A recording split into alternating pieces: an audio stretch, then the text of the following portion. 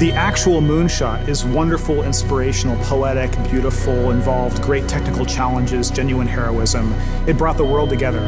But think about the Polynesian islander on the dugout canoe, deciding one day they were going to go that way. No one had ever been that way before. No one even knew if there was anything that way before. It was amazing, and it changed the world.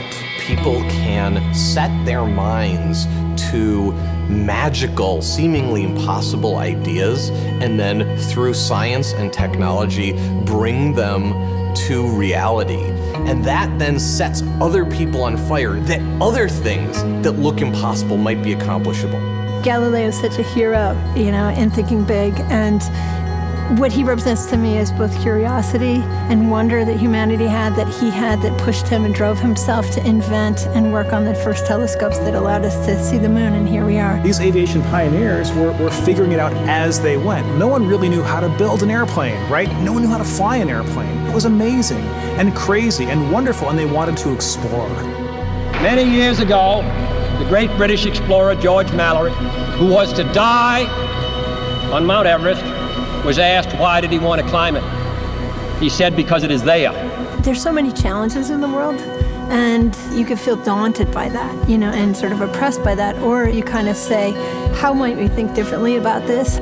Everyone else in the world is working on that next 10%. If you can be the one that delivers that 10 times improvement, you have a chance to really change things. If you want cars to run at 50 miles per gallon, fine, you can retool your car a little bit. But if I tell you it has to run on a gallon of gas for 500 miles, you have to start over. You need a lot of courage in this work, and you need a lot of persistence. One of the things that's really critical is not only having the courage to keep trying every day or thinking big, even if you don't really 100% believe it's possible, like you might think this might be possible, have the courage to try. That's how the greatest things have happened. You don't spend your time being bothered that you can't teleport from here to Japan, because there's a part of you that thinks it's impossible. Moonshot thinking is choosing to be bothered by that. We choose to go to the moon in this decade and do the other things, not because they are easy, but because they are hard. Humanity's progress has been a series of amazing, audacious things, from the very small and personal up to the great, big, and grand.